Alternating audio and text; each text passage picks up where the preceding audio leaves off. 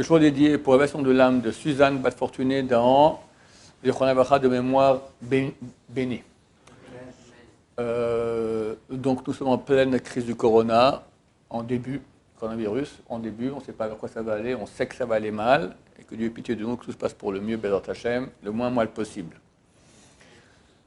Dans ce mal, il y a quand même beaucoup de lumière, parce qu'on sait que ça amène Mashiach. Là, on a parlé hier dans le cours, les écrits de Chazal, il y a 2000 ans presque, disent que Dieu amènera une épidémie terrible dans le monde, et juste après, Mashiach y vient. Et on veut aussi une autre source de lumière, pour nous, Am Israël. Il est écrit que tant que Amalek existe, le peuple d'Amalek, alors le nom de Dieu n'est pas complet et son siège, son trône n'est pas complet. C'est-à-dire qu'il n'y a pas de dévoilement de Dieu dans le monde. Or, quand il n'y a pas de dévoilement de Dieu dans le monde, il y a du mal. Dieu, il est bien, il est totalement bien. Comment est-ce que ça se peut qu'il y ait du mal dans le monde? Il a laissé libre arbitre, il s'est retiré quelque part. Sa présence est là, mais elle n'est pas manifeste. On ne la voit pas. Alors, il laisse quelque part le doute, et des gens peuvent venir dire « Moi, je ne crois pas en Dieu, je vais contre Dieu, j'en ai rien à faire ». Et d'habitude, ces gens-là ont la haine d'Israël. C'est écrit que celui qui a la haine du peuple d'Israël, celui qui a la haine de Dieu, il a la haine du peuple d'Israël. Ce peuple d'Amalek, il attaque le peuple d'Israël en sortant d'Égypte, il vient de très très loin pour attaquer le peuple d'Israël, et il fait un vrai suicide.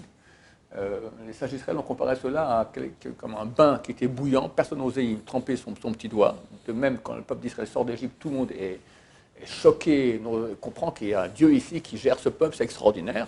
Vient un peuple insolent, effronté, qui se jette, une personne se jette dans la baignoire, elle est bouillantée, mais au moins elle a refroidi la baignoire et elle a cassé le mythe. Bon, c'est pas comme on disait, voilà, on peut se battre. Et donc elle a touché le dévoilement de Dieu dans le monde, donc elle amène la source du mal dans le monde. Comme a dit Donald Trump, je crois, il a dit que sur l'Iran, c'est la source du mal dans le monde, parce que c'est par elle que vient tout le... C'est elle qui déstabilise la région, le terrorisme, la drogue, toutes les cochonneries du monde, ça passe par eux. Alors, Baruch Hashem, on est très content que le coronavirus, je rappelle, Corona, c'est 11 fois le nom de Dieu, d'accord? C'est donc une réalité céleste mauvaise, mais Dieu maintenant l'utilise, en tout cas dans certaines choses, dans le cas de l'Iran, très bien, parce que l'Iran, c'est un Amalek. L'Iran, on n'a rien contre eux. On est à 2000 km et ils nous attaquent, on ne leur a rien fait. On n'a pas ni leur pétrole, ni leur territoire, ni rien. Ils ont dit la mission numéro 1 de la révolution islamique iranienne, l'anéantissement d'Israël. Comme Amalek qui est prêt à mourir, à s'ébouillanter pour casser le mythe, pour anéantir Israël, eux aussi, Trump leur a dit arrêtez votre programme atomique, je vous aiderai. Un pays à qui on dit je vous aiderai, Trump leur dit je vous aiderai, bah, tu mets les mains dans les poches et tu es tranquille pour toute ta vie, d'accord? C'est l'opulence. Ils disent non, on continue. On m'a dit, je ne sais pas quel crayon est cela, qu'au mois de mai, ils auront déjà la possibilité de mettre des ogives atomiques sur les missiles. C'est très très proche. Atomiques sur des missiles. Je pense que ma chère viendra avant, j'espère. J'espère, Bezrat Hashem, qu'on fasse une grande chouva. Monsieur, en parenthèse, il faut se renforcer beaucoup en Limut Torah. Hein. Ce n'est pas parce qu'il y a le coronavirus que c'est les vacances. Au contraire, il faut beaucoup se renforcer en chouva et en Torah. Je parle aussi à nos internautes qui, comme nous bientôt, mais eux peut-être avant, seront en confinement, profitez-en pour étudier la Torah. D'accord, il n'y a rien à faire. Ben, tu vas les 4 murs, prends, tu as Internet, il y a des milliers de cours, étudie, tout ce que tu peux étudier, tu gagnes Olam Haba, tu amènes Mashiach, tu t'enlèves le mal du monde. Je vais faire la parenthèse. Donc, l'Iran, c'est Amalek. Et comme avait dit BHL, Bernard-Henri Lévy, il y a environ 2 ans, à Antenne 2 ou à France 5, enfin une chaîne française, d'accord, il a dit qu'auparavant, l'Iran s'appelait la Perse.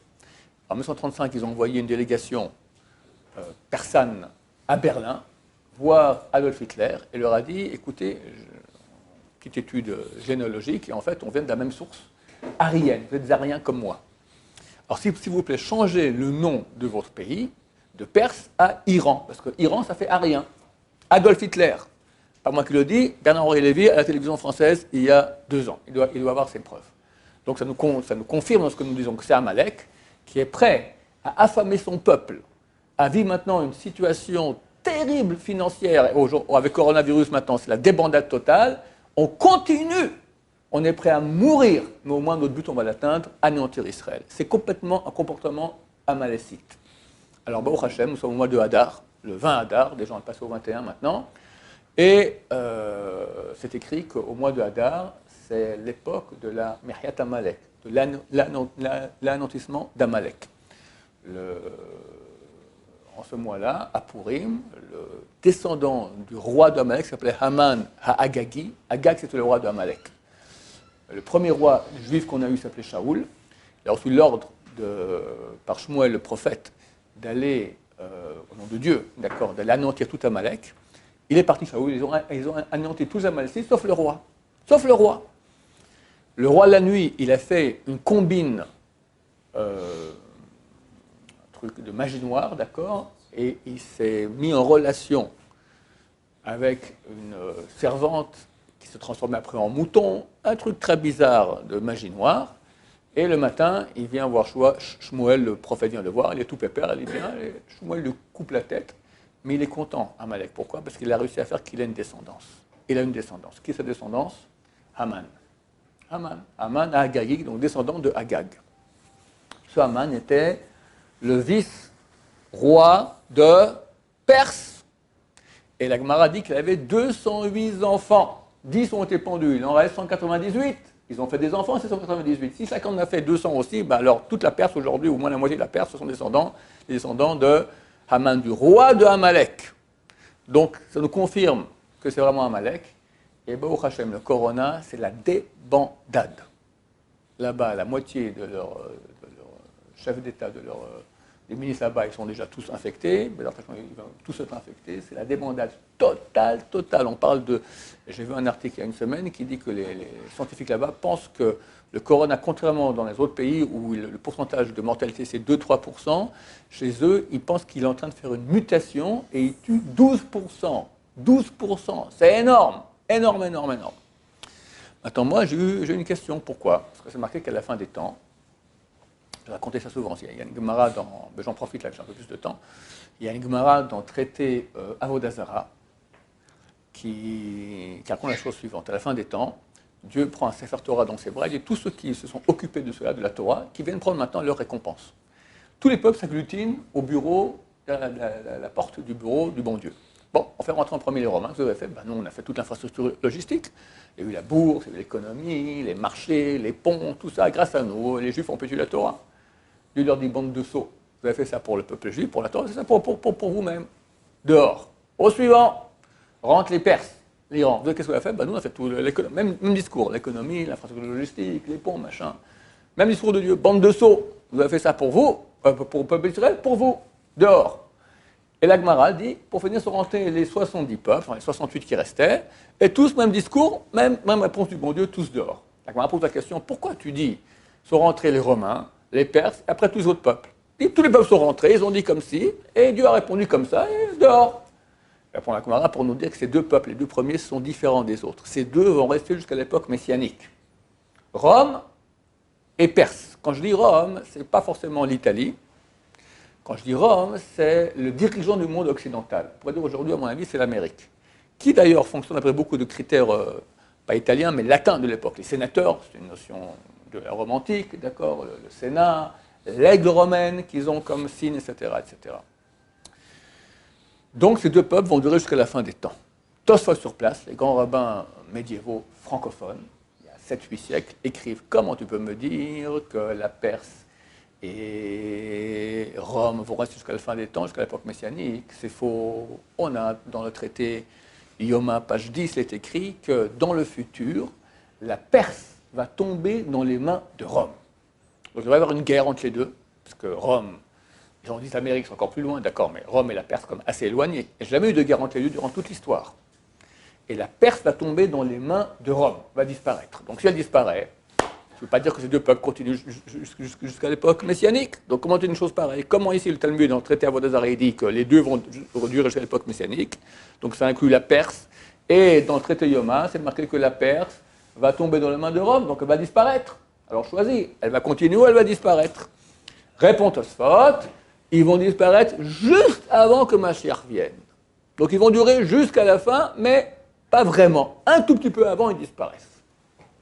À mon avis, messieurs, je pense que c'est maintenant, en ce mois de Hadar, grâce au Corona, où ils sont en train de disparaître, c'est terminé. Voilà. Il ne faut pas forcément que tous les Perses meurent, ça ne m'intéresse pas, mais la puissance politique anti-juive, anti-sioniste, d'accord, tellement puissante que ça disparaît dans la Hachem.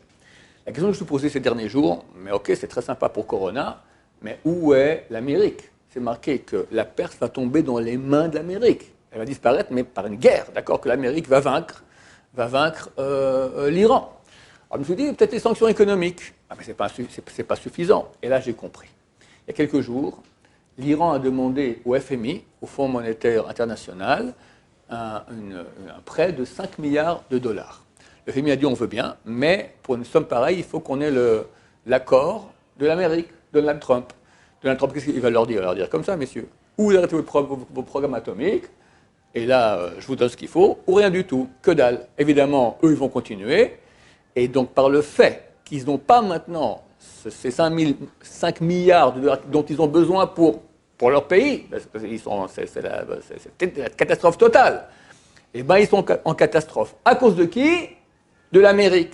Dans le futur, la Perse tombera dans les mains de Rome, c'est ça. Pas besoin qu'il y ait avec des bombardiers. Entre nous, tu viens bombarder la Perse, qu'est-ce que tu vas faire comme dégâts? Mais pas un millième que ce que fait le Corona. C'est une destruction totale. S'ils avaient les moyens maintenant financiers de limiter un peu, etc., alors ok, rien du tout, rien du tout. Alors, Bezrat Hashem, si maintenant nous sommes 9 jours avant le mois de Nissan, est écrit qu'au mois de Nissan, on a été sauvé, qu'au mois de Nissan, on va être sauvé, et qu'auparavant, il faut qu'Amalek disparaisse, parce qu'à ce moment, on peut se dévoiler le nom de Dieu et le trône de Dieu, la manifestation de Dieu qui veut que le bien dans le monde, le mal sera éradiqué, et on reçoit Mashiach dans la joie, Bezrat Hashem, avec tous nos frères et tous les membres de toutes les nations qui révèrent le nom de Dieu. Amen.